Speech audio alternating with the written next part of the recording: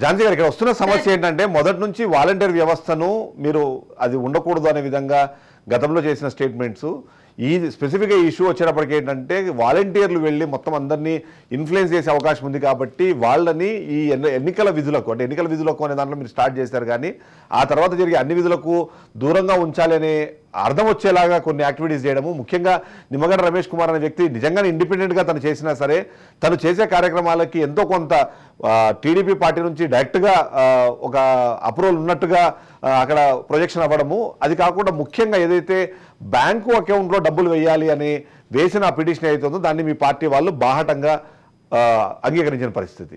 ఇవాళ అదే బ్యాంకుకి వెళ్ళిన తర్వాత కూడా వాళ్ళు బ్యాంకులో ఏదో డబ్బులు ఎక్కడికి వెళ్ళిపోతాయనే ఉద్దేశంతో బ్యాంకులు డబ్బులు తెచ్చుకునే క్రమంలో వస్తున్న సమస్యలకు కూడా ఇది ఒక కారణం అంటారు. మీరు ఏం చెప్తారు దీనికి? సార్, నిమ్మగడ్డ ప్రసాద్ గారు ఆయన ఏం చిన్నపిల్లాడు కాదు, ఆయనకు అడ్మినిస్ట్రేషన్ తెలియక కాదు, ఆయన ఇలాంటి చాలా డ్యూటీలు చేశారు. ఆయనకు తెలిసిన విషయంలో ఎంతవరకు ఇబ్బందులు వాలంటీర్స్ వ్యవస్థ వల్ల జరుగుతుంది అనేది ఆయన చూశారు, ఆయన దాని మీద వెళ్ళారు. కానీ ఇక్కడ జరుగుతున్న విషయం ఏంటి? పేద ప్రజలు బలవుతున్నారు. ఇక్కడ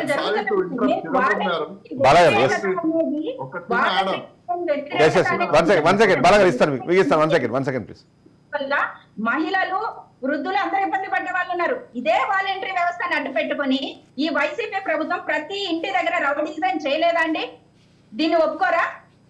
ఇదే వాలంటరీ వ్యవస్థను అడ్డు పెట్టుకొని వాళ్ళ డేటాలు తీసుకొని ఇంట్లో ఉన్నటువంటి ఎంతో మంది మహిళల జీవితాలతో ఆడుకోలేదా?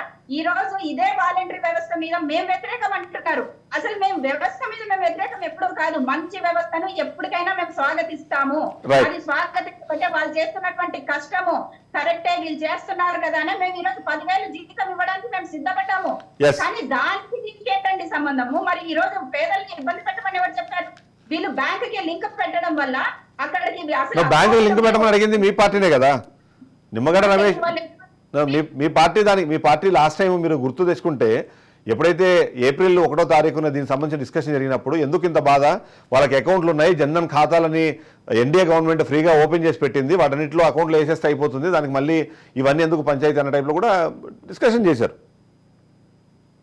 అవునండి, కానీ ఇక్కడ విషయం ఏంటంటే తెలియని వాళ్ళు ఎక్కువ ఇబ్బంది పడుతుంది, తెలిసిన వాళ్ళు తెచ్చుకుంటున్నారు, తెలియని వాళ్ళు ఎంతమంది అవస్థ పడుతున్నారు. దానికి గవర్నమెంట్ ఆలోచించమని చెప్పాము. ఇదంటూ ఒక ఆల్టర్నేట్ ఉంది. ఇంకొక ఆల్టర్నేట్ మీరు ఎందుకు చూడరు? వ్యవస్థను ఎందుకు ఉపయోగించుకోరు? ఆకుంటుంది కదా అని చెప్పేసామనే దాని కాదు కదండి. ఇంకొక అకౌంట్లు కూడా తెలియదు కదండి. ఈ రోజు అకౌంట్లు తెలియక బ్యాంక్ సర్వర్లు పనిచేయక వాళ్ళు పడుతున్నటువంటి ఇబ్బందులు కూడా ఆలోచించాలి కదా.